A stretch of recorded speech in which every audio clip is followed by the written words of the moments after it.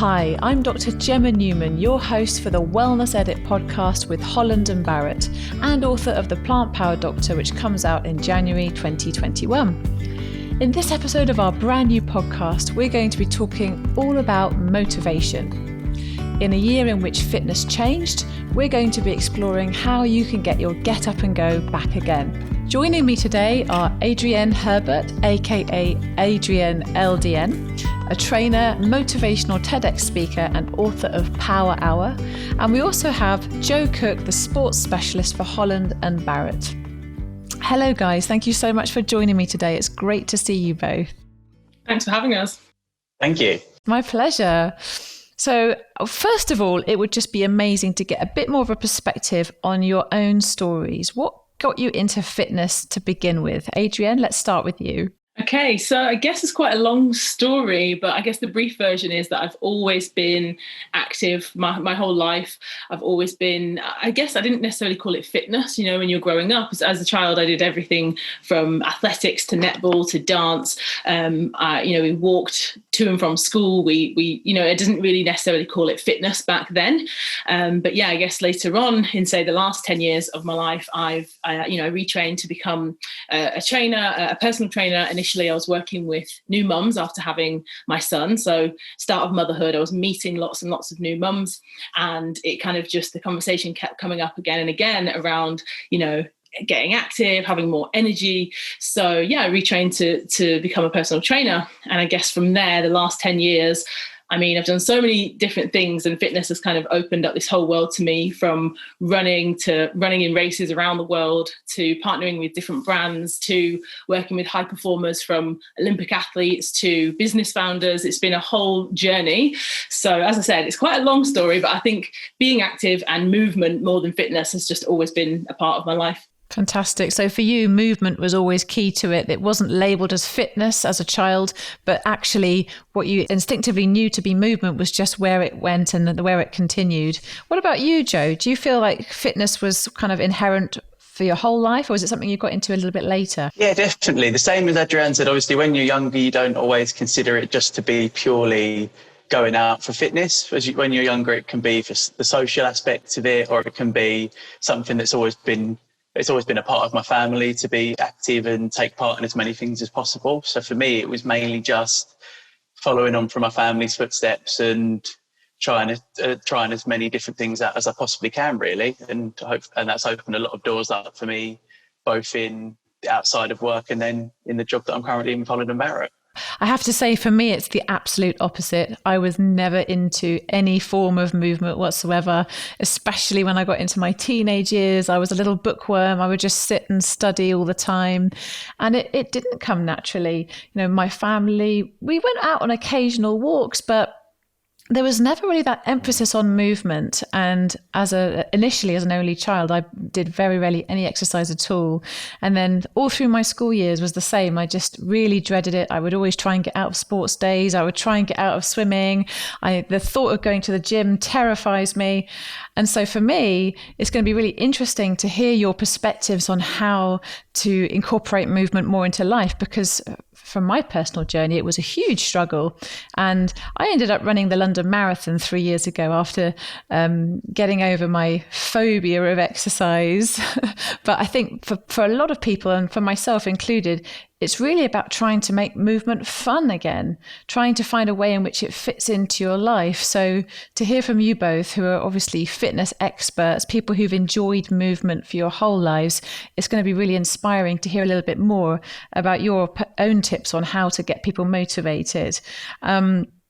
So Adrienne, like you were a child, always active, always moving. Did anybody give you any sort of top tips that helped motivate you on your journey, or was it just very much instinctive? You know what, it's really interesting hearing what you said, Gemma, because I think I've worked with a lot of clients who kind of echo that same experience that you had. And, often people do describe, that's why I say the word movement and not fitness or exercise, because when you say those words, often people do they have either a love or a hate reaction. And often it's due to, as you mentioned, flashbacks to PE or to cross country, or to feeling like if they hated PE at school and if they weren't encouraged to be active or they didn't enjoy it, then it kind of set them off on that trajectory. And then it can be very difficult later in life to say, oh yeah, make it fun, get active. And I don't know, I think sometimes people as well will put themselves into a box, and then they'll kind of reaffirm that idea that, oh, I'm not a runner, or, oh, I'm not, into fitness. And it's this almost like a self-fulfilling prophecy that you kind of then stick in your lane. So actually, yeah, that's one of the reasons I always, do describe it as movement and encourage people just to move their body, because essentially I think that's what it's all about. I think that it very much is on point. You're talking about movement and getting people out of their mental funk, getting people out of the idea that they've put themselves in a box, and in essence, changing their identity. So the question was around any tips that you had growing up, but actually you've given me a fantastic tip. That is to make sure that you don't limit yourself with your identity. Don't tell yourself, I'm not this, I'm not that. Just remember to keep moving and trying to enjoy that process as much as possible. Would that be about right? Yeah, absolutely. And yeah, to that point about, if you didn't grow up with an active life, or someone, you asked me again, if someone, necessarily motivated or encouraged me. And actually, I think regardless of whether you, grew up with that, or whether you had someone there or didn't, I think it's never, ever too late to start something. Everyone has to start somewhere. Everyone has to be a beginner. And as much as people might look at me now and think, oh, she's mega fit and, runs all these races and does all these other things, I always say to people, I am a terrible swimmer. I'll always try, and I've had lessons, and, it's very humbling to be a beginner, but everyone's got something. So yeah, it's never ever too late. Even if, like me, you start having swimming lessons in your 30s, it's better late than never. Never too late. I like that. And I think that rings true with my patients as well. I say this to people who are suffering from arthritis and who even starting to get the beginning of frailty coming on. I think this is a time more important than ever before to emphasize movement in your life, because I think once frailty sets in for the older generation, it can be that much harder. So even if you're in your 40s, 50s, 60s, 70s, focus on how you can move your body safely and effectively throughout the day. So I think that's really, really important. And also, don't label yourself, Adrienne. You're not a swimmer. You will be a swimmer. I try. Absolutely. All right. And Joe, what about you? Did you find that somebody gave you any great motivational advice if you were struggling in the past? And if not, how did you find the strength to go through difficult moments and push through? So I think definitely being someone that was interested in sport from a young age is really helpful. But as you said, that's definitely not something that comes with everyone. Everyone has their own challenges and trials when it comes to being active and finding things that they really enjoy doing. So for me, as you said, I think all three of us all run the London Marathon at one point or another. So the marathon for me came at a time when I was probably at my least fit. I've always been active, but it's only in the recent years that I've taken more of an interest in the health side around being fit. So back in 2016, when I ran the London Marathon, obviously there was lots of challenges and trials that came with that. But I definitely find motivation from experiences that I had previously. So my nan unfortunately passed a few years before that I ran the marathon, so I decided to run it in her memory. And that's, I think, definitely something that spurs a lot of people on to running, especially with the events and the ability to fundraise. So that was my big motivation that started me on my journey with running, as well as my journey into taking more interest in fitness and nutrition. So I think it's just for people to try and find something that genuinely makes them want to move and wants to make them improve, obviously, their life and their lifestyle routine. Right. So basically, you're talking about the importance of finding your why, finding a reason why you're going to also incorporate exercise and movement, not just for the sake of fitness or exercise, but actually if you're running a marathon for a charity, if you have a loved one who you've lost, then doing it for your own fitness.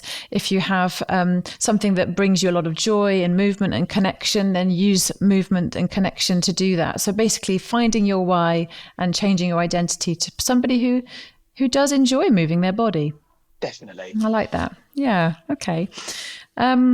So I'm thinking, this year has been hugely challenging for a number of reasons.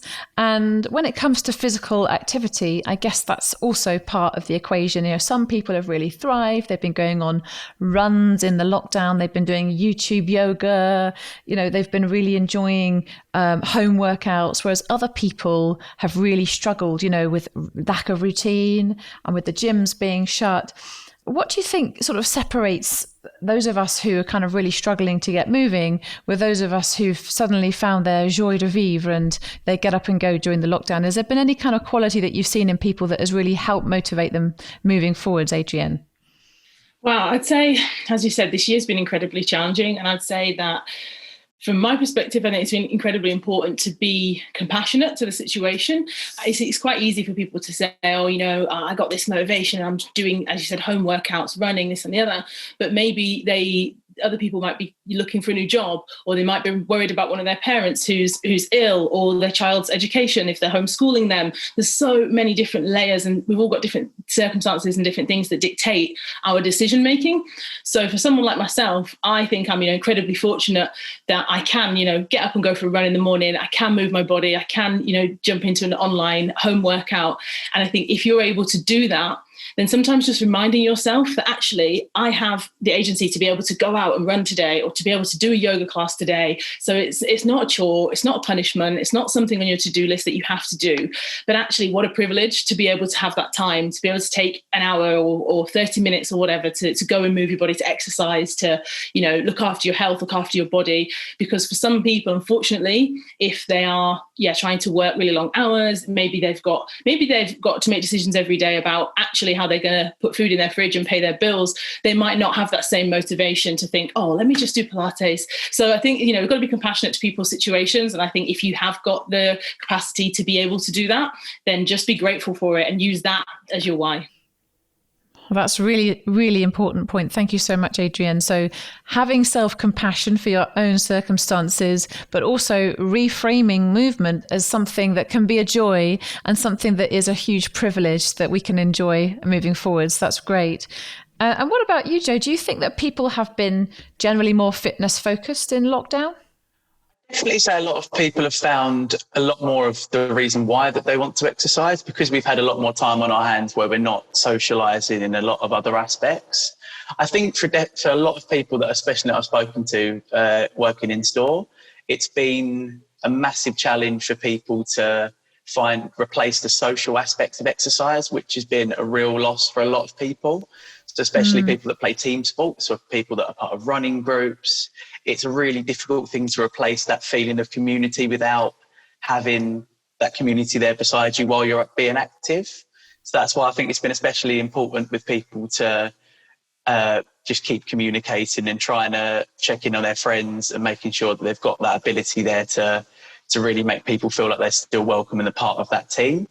I think a lot of people that have been able to find a little bit more enjoyment in exercising on their own. So for me personally, I've definitely fallen back in love with running, whereas I probably did take a little bit too long outside of running regularly. But now since I've had lockdown there, to really enjoy it, having that bit of time of the day where I'm not stuck indoors, I'm able to explore different parts of the area that I live in. It's just a really nice thing to have. But I think for a lot of people, it's a real challenge to get out of the routine of waking up, checking your phone, straight onto your desk, straight from your desk, watching TV. And that is an important part of the day. It's something that we've all done at lots of parts during lockdown. But I think it's so important to try and give yourself that half an hour, as Adrienne said, just to try and really let yourself have some fresh air and see if you can do something that can make you feel a little bit better. Yeah, that's a really good point, because in lockdown, many people have been working from home. They've been literally getting up, checking the phones, going to the laptops, and then having to pick up kids, having to homeschool kids, not able to necessarily take the time that they would otherwise have taken. So it's a really great tip to just think to yourself, you know what, I'm gonna take that time for myself. I'm gonna make sure that I incorporate that and that I prioritize that for me. And do you think, you're saying that many people are in that situation. It is sometimes hard to motivate yourself when you're in the house all the time, when you're indoors. Is there any kind of tips that you'd sort of have for people who are starting from scratch, Adrienne? Like literally they've spent the last sort of 6 months doing absolutely nothing. Any tips on where to even begin? Absolutely. I have so many. So a few things I would say, if you are starting from scratch and you haven't been, as you said, active for a long time, now is it's better. The best time to start is now. So starting with something small, it could be 5 minutes, it could be 10 minutes, but making this new habit or this new behavior, making it as achievable as possible. So don't set yourself up to fail. Don't say, I'm going to run 10 miles for the first time. Set yourself a goal that you know you can absolutely achieve again and again and again. Because if you repeat that for 3 days, 5 days, 7 days, 10 days, it starts to become a habit. You start to give yourself the proof every time you do it. I did that yesterday, I can do it again. I did that yesterday, I can do it again. So you start to give yourself the self-confidence, the self-belief, and the proof, which is the most important thing. Because, you know, it's all very well saying to people, oh, you know, you can do it, smash it. The reality is we need to see it to believe it. So once you see, okay, I said I was going to do that and I did it again and again and again, that's how new habits are formed. That's how new behaviors are formed, because essentially that's what we want. You don't want it to always be a new thing that you're starting again. Once something can become a habit and be part of your daily routine, a part of your life, just as we've just mentioned, you know, waking up in the morning, you wouldn't consider, am I going to clean my teeth today or am I not going to? You do that habit every single day. So pick something small, make it a habit, be as consistent as you can, and set yourself up to win. I love it. Set yourself up to win. So don't try and aim too high. As long as you can pick something that you know that you can consistently keep in your routine, that's a good way forward. What do you think, Joe? Do you think that routines are helpful to keep people motivated? Definitely. I think, especially with fitness as well as with things like your diet, it's massive to have that organisation, because that way you know exactly what's going on. You can be excited for certain aspects of your day or for all of your day. And I feel like if you know where your exercise is going to come in your schedule, I think it's a lot easier to really motivate yourself for that moment. So for me, whereas exercise for me has been something that I've really looked forward to during lockdown especially, but for a lot of people that might not be the case. So it's about trying to find a way that you can really focus your day around all the things that you need to get done, but also really trying to make sure that you're doing things that make you feel better and that will really improve your day. So even if that's for someone going out for a walk, if it's someone that struggled with getting out and exercising, going out for a nice walk can be a really good way of getting into that mindset of starting to exercise again, because that walk can easily become a faster walk, can easily become a slow run, can easily become into someone that runs regularly. So hopefully it's something that someone can find a real enjoyment for, and that becomes, as Adrienne said, a regular part of their routine. One more thing Right. I'd love to add as well, if I can, is that both Gemma and you know, we've all talked, and Joe as well, around the word motivation. It kind of comes up again, you know, stay motivated, get motivated. And sometimes I say this, and it might not always be a popular opinion, but I think that you don't always have to be motivated is the truth, because you're not going to feel motivated every day. I certainly don't. But if I'm training 5 days out of the week and I only train when I feel motivated, I would never hit all 5. So I think actually as well in this time, if you can, sometimes you need that kind of a little bit of a tough love approach where you say, you know what, is this important to me? Yes or no? Is it important to me to you know, prioritize my health and get active? If it's important, make it a non-negotiable. You know, that 10-minute exercise that we just, or Joe's walk, your daily walk, make it a non-negotiable. If you are working from home and you used to have to commute, you had to do that commute every day. It was non-negotiable. So yeah, I think if you add that in, especially as it's getting a bit dark and a bit cold, you're not going to feel motivated every day. It's just not realistic. So on the non-motivated days, you have to cultivate discipline and make it non-negotiable. Definitely. So basically, you don't have to be motivated to be motivated. Not at all. I think it's like this magic dust, you know, you feel it once in a while. It's like, oh, give us motivation. But actually, it doesn't last. Even when you feel it, it lasts for 5 minutes. So yeah, you kind of just got to, in spite, with or without, you've got to move. That's a really good point. I remember when I was doing my London Marathon training myself a couple of years ago, the long runs at the weekends in the dark, you know, I'd have to get up at 5 a.m. in order to be able to fit it in before having to look after the kids. And I found that a real killer, if I'm honest with you. That's not something that I enjoyed whatsoever, but I knew that it was necessary in that moment. And actually, you know what?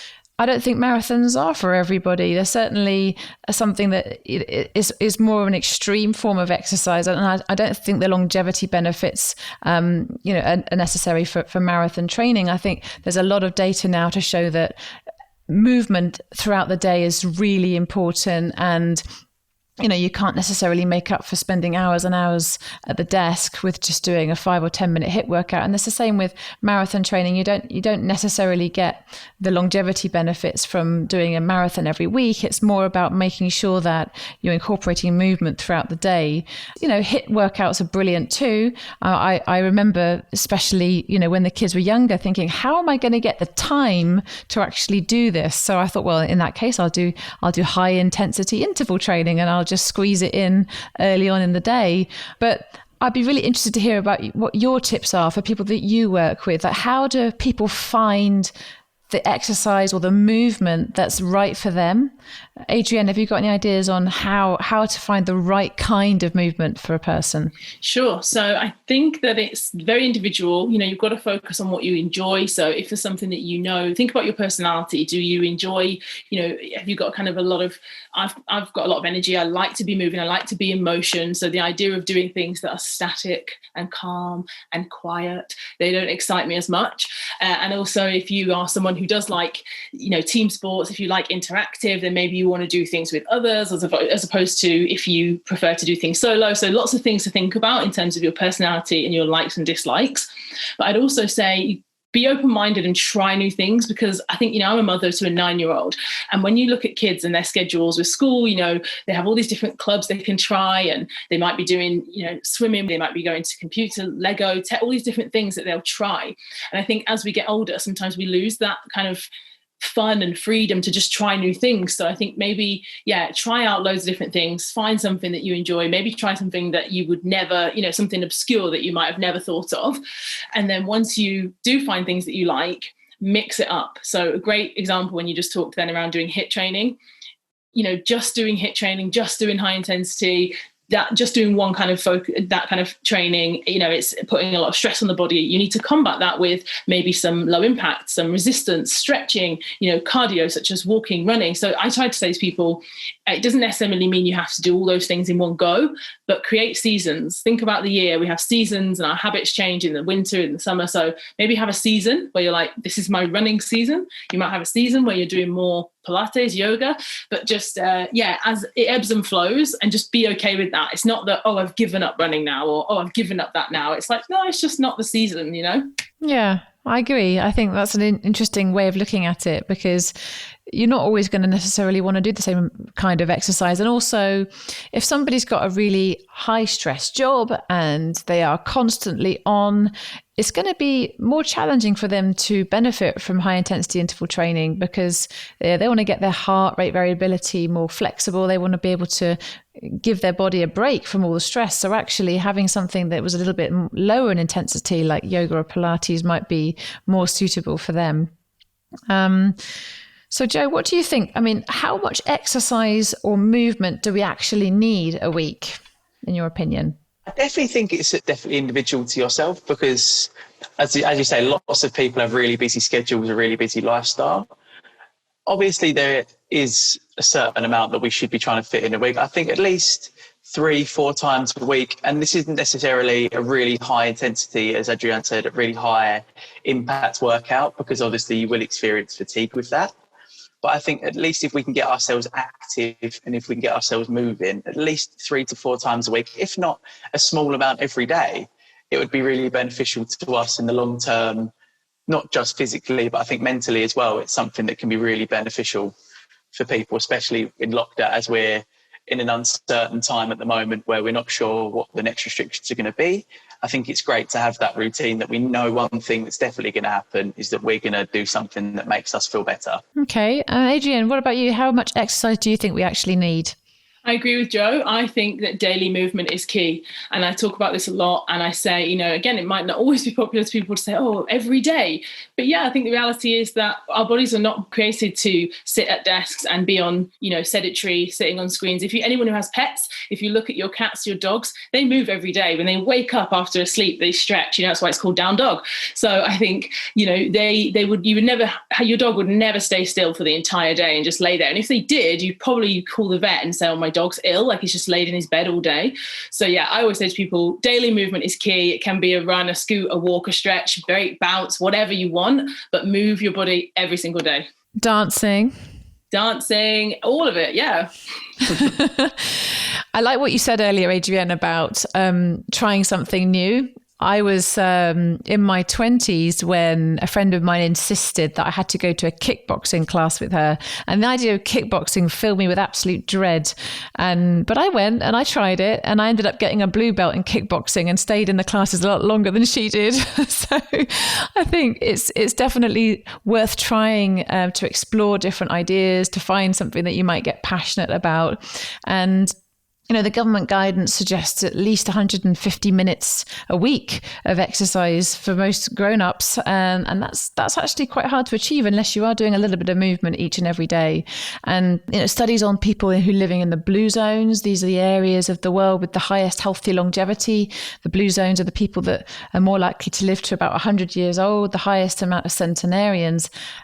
Consistently, they have got movement throughout the day. They don't go to the gym for an hour 5 days a week. No, they're moving all the time. They are walking, and they're, sharing time with family, and they're really incorporating it in their day. So it's great to hear both of your perspectives on the importance of just integrating it and making it a natural part of life. Yeah, and I think especially for parents too. I think any parents listening, as you just described about these areas and places in the world where it's actually incredibly normal for children to walk for 40 minutes to school and back every day. If you add that up over a week, those kids are doing a lot of walking, a lot of running. That's where some of the best marathon runners in the world come from, these places.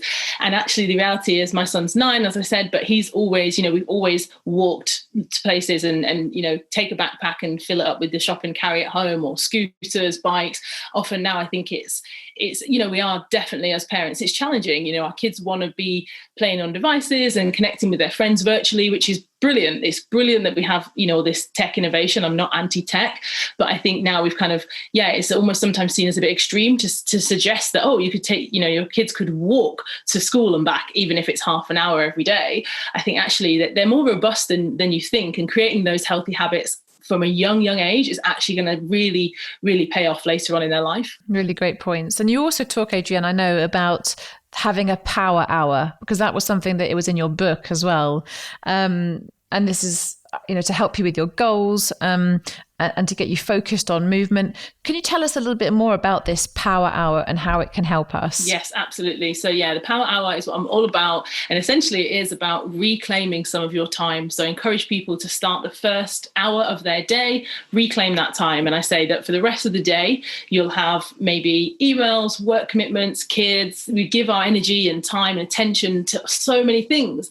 So if, for example, you want to do that movement, or you want to read your book, or you want to do a hobby, or you want to do something that you always say, I'd love to do that, but I don't have time. When I have more time, I'll do this. It goes to the bottom of your priority list. And essentially what happens is you're putting yourself at the bottom of your priority list.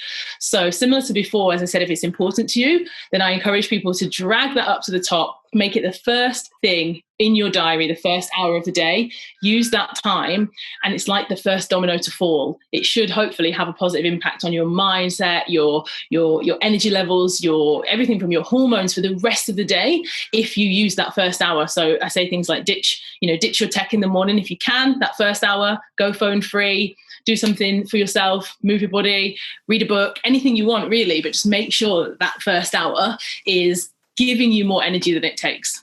That sounds great. So you basically fill your own cup in the first hour of the day so that you can give as much as you can for the rest of the day to whatever it is that you're doing. And it doesn't have to be movement necessarily, although incorporating movement, I imagine, is going to be important to you, Adrienne, and for many people. But really what you're saying here is that it's important to find the values that suit your life, the values that are important to you, and then making sure that you're doing something in alignment with those values for the first hour or so of the day. Is that right? Absolutely. Couldn't have said it better myself.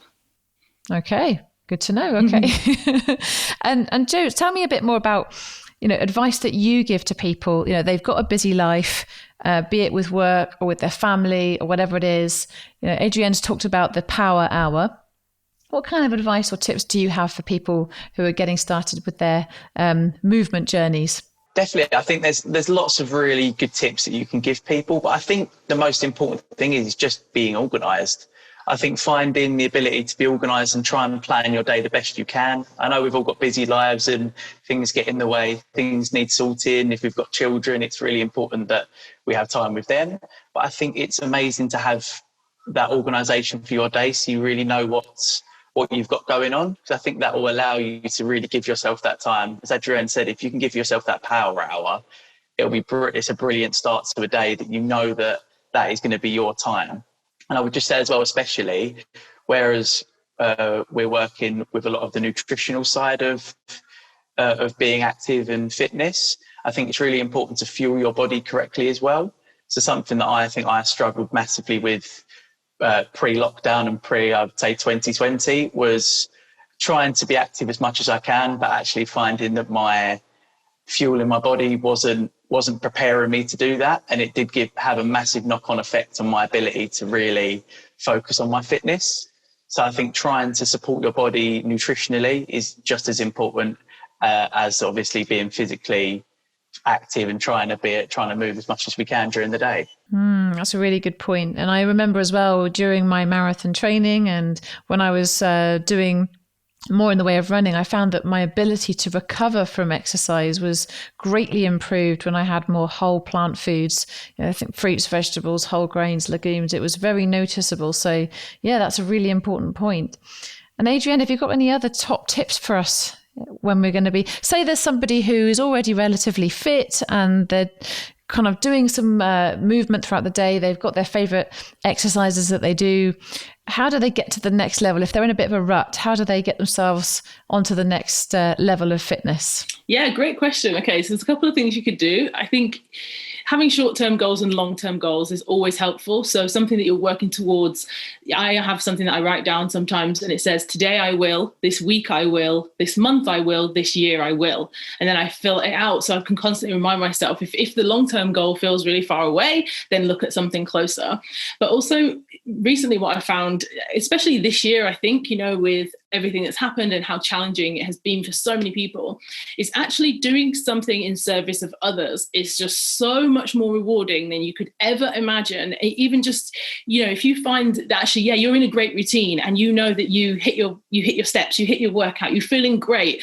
Who could you help? Who could you motivate? Who could you reach out to? Who would love to hear from you? If maybe it's a neighbor, maybe it's someone in your family, maybe you need to set up a family Zoom and do a little group workout, whatever it is. But maybe you could even, buy someone something and send it to them, as like a bit of an added motivation. But if you're doing great, how can you help someone else to get to that level too? So, turn back, lean back, pull the next person up. So yeah, doing something of service of others, I think, is a great way to motivate yourself and to just share the energy, share the love. That's really important, paying it forward. And I think that's true of so many things in life, isn't it? I think people sometimes underestimate the power of giving and the power of kindness and how it can actually translate into better well-being for us and more motivation for us and better opportunities to look after our own health is when we actually can focus on others. It gives us a certain amount of purpose and meaning, especially when it comes to things like fitness. Making someone else accountable. If you've said to somebody, I'm going to meet you at the park and we'll run together, you're also not going to miss that run. You're also not going to skip it because you're then having to show up to lead them. Yeah, it's true. That's what helped me through when I was doing training as well, is to have somebody else to run with. It definitely kept me accountable. So yeah, there's some really fantastic tips. I think that's been so useful because, we've basically gone from couch potato to somebody who is an elite athlete looking for their next edge. And we've kind of touched on everything in between. So I wanted to thank you both so much for having this conversation with me. Thank you, Adrienne Herbert, and thank you to Joe Cooke. It's been an absolute pleasure. Thanks for having us.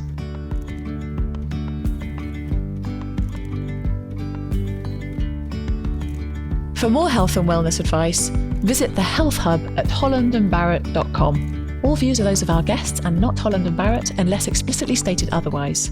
Any reference to brands and/or products should not be considered as an endorsement.